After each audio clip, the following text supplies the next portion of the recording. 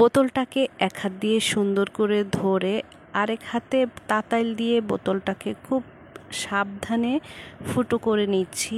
এভাবে দেখো আমি 5টি ফুটো করে নিয়েছি বোতলটা। হ্যালো এভরিওয়ান, আসসালামু আলাইকুম, ওয়েলকাম টু মাই ভিডিও। আজকে আমি তোমাদের সাথে শেয়ার করব আমি কিভাবে বিছানা ঝাড়ার শলাটা বেঁধেছি, তাও আবার ফেলে দেওয়া পুরনো একটি প্লাস্টিকের বোতল দিয়ে। আমি এখানে ছোট একটি বোতল নিয়েছি, এটার ক্যাপ কিন্তু আমি ফেলে দিইনি, রেখে দিয়েছি। আর এই যে দেখছো নারিকেলের শলা, এগুলোই আমি এই যে এখানে ফুটো করব, করে এটার ভিতরে এই শলাগুলো ঢুকিয়ে নেব।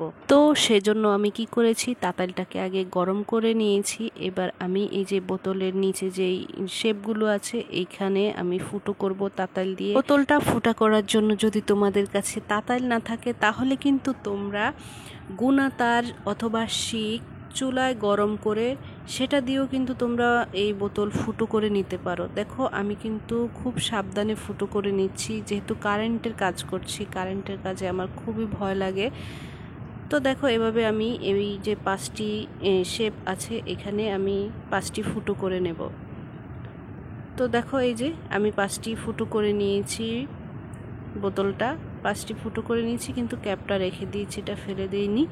তো এখন আমি এই যে দেখছো নারিকেলের শলা, এগুলো আমি এই বোতলের ভিতরে ঢুকিয়ে নেব। একসাথে অনেকগুলো ঢুকানো যাবে না, অল্প অল্প করে আমি ঢুকিয়ে নেব। এখানে একদম টাইট করে যে ঢুকোতে হবে এমন কিন্তু না, পরিমাণ মতো ঢুকালেই হবে। এটা যেহেতু আমরা পরে তাপ দিয়ে টাইট করে নেব, তো লুজ থাকলে কোনো সমস্যা নেই। তো এখানে আমি শলা কতটুকু দিতে চাই অথবা আমার কাছে কতটুকু শলা আছে সেই অনুযায়ী আমি এই ফুটোর ভিতরে শলা দেব। যে যতটুকু শলা আছে সেগুলোকে 5টা ভাগ করে সেই অনুযায়ী আমি এগুলোকে ঢুকিয়ে নেব।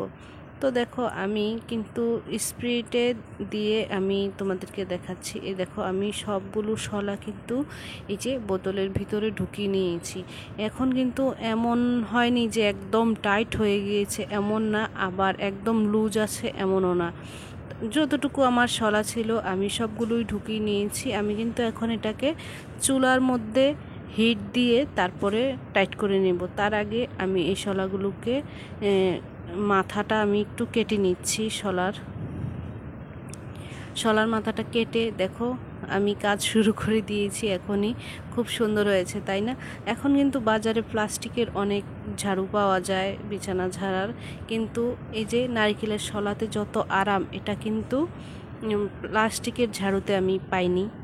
তো আমি চলে এসে চুলায়, দেখো চুলার আগুন হালকা করে দিয়ে রেখেছি, দিয়ে আমি একটু উপর থেকে একদম লাগিয়ে নেব না, উপর থেকে ধরে তারপরে আস্তে আস্তে করে ঘোরাবো। তাহলে এটা দেখো আগুনের তাপে একদম টাইট হয়ে চিমিয়ে যাবে, প্লাস্টিকটা চিমিয়ে গিয়ে শলার সাথে টাইট হয়ে লেগে যাবে।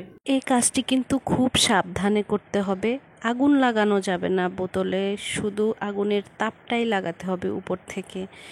তো এভাবেই এই বোতলটি সুন্দর করে টাইট হয়ে লেগে যাবে।